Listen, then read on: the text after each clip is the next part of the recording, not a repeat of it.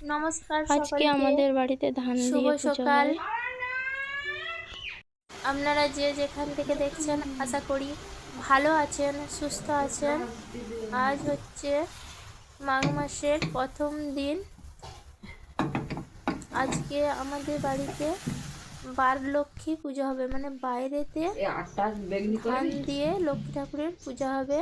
তার জন্য সকাল সকাল রান্না বান্না সেরে নিচ্ছি। আমি পুজো করেছি।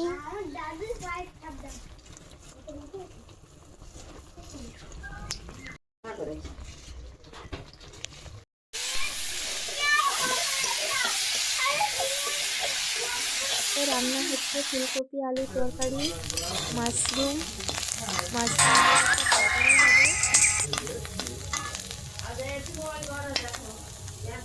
আর দুধ। একদিকে গরম হচ্ছে আর একদিকে মাশরুমের তরকারি হচ্ছে। শরণ্য স্নান করে নিচ্ছে। তাহলে আমুক চান করছি, যা জল ঠান্ডা। ও শীতে কাঁপি দিয়েছে।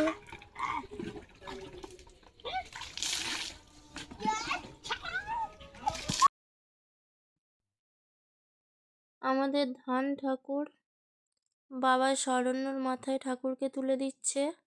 ঠাকুর এই ঠাকুরটাকে 1 মাস ধরে আমরা গাছেতে রেখে দেওয়া হয়।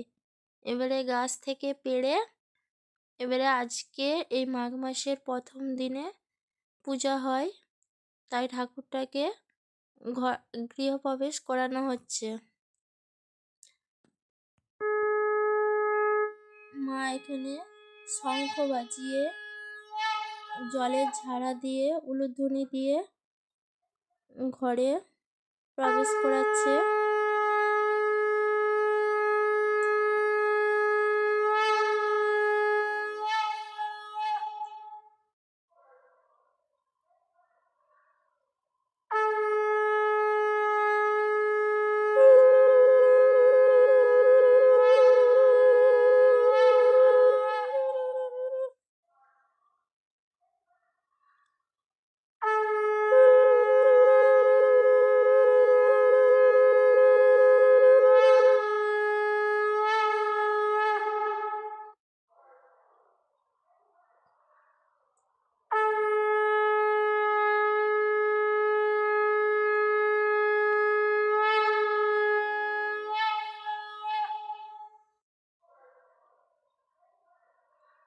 ঠাকুরকে যে স্থানে রাখা হবে, মানে যে জায়গাটায় রাখা হবে, সেখানটা করে ভালো করে আলপনা দেওয়া হয়েছে।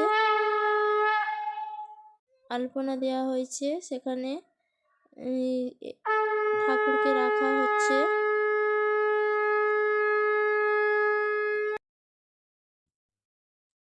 এরপরে নতুন ধান এনে মা লক্ষ্মীকে এনে ওই ধানের উপর বসানো হবে আর মা লক্ষ্মীর পূজা হবে।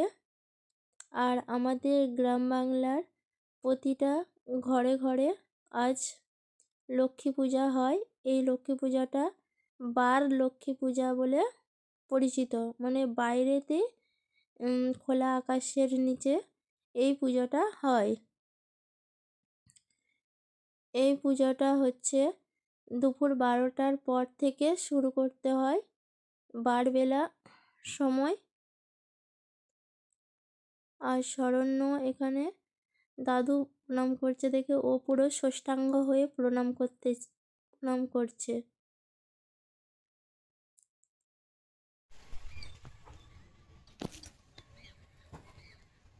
তারপরে স্নান টান করে চলে আসছি ফুল তুলতে। গাছে প্রচুর রক্তগেঁদা ফুল হয়েছে। আমি আর শরণ্য দুজন মিলে সাজিয়ে নিয়ে চলে আসছি ফুল তুলতে। দেখো আমাদের জমিতে কত সবজি হয়েছে। একদিকে গাজর, একদিকে বিন কলাই, আর এখানে লাগানো হয়েছে পেঁয়াজ, আর এদিকে বরবটি, আর পাশের জমির পাশে সর্ষে ক্ষেত। দারুণ লাগছে না? ফুল তোলা হয়ে গেছে, আমরা চলে আসছি।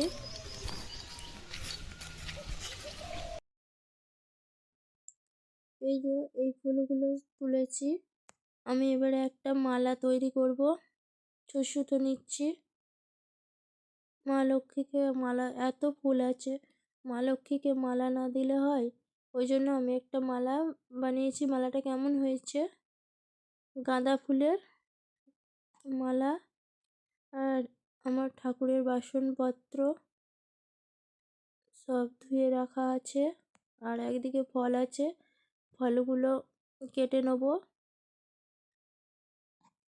কারণ একটু পরেই আমাদের ব্রাহ্মণ ঠাকুর চলে আসবে।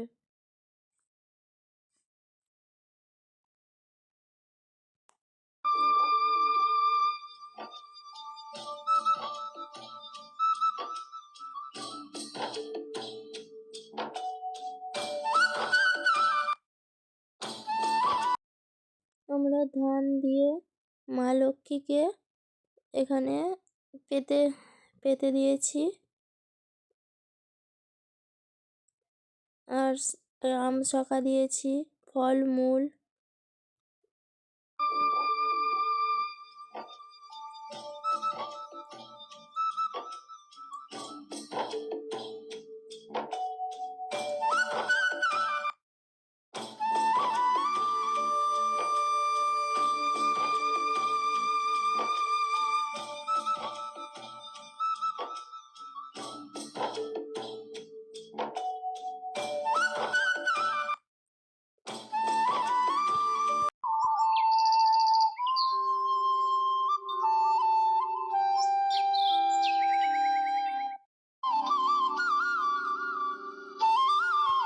नमः इति गन्धपुष्पे ॐ शिवाय नमः।